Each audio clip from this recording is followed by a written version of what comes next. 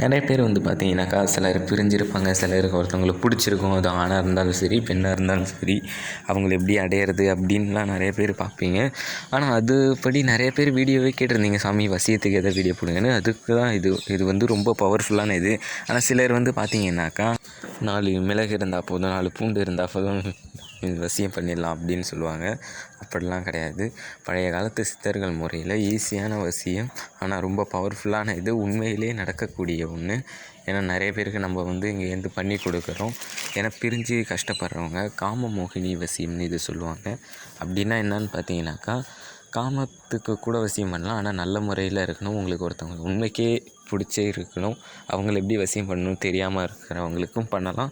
அப்புறம் ரொம்ப நாளாக பேசாமல் இருக்கிறவங்களையும் வசியம் பண்ணலாம். அது ஆணாக இருந்தாலும் சரி, பெண்ணாக இருந்தாலும் சரி.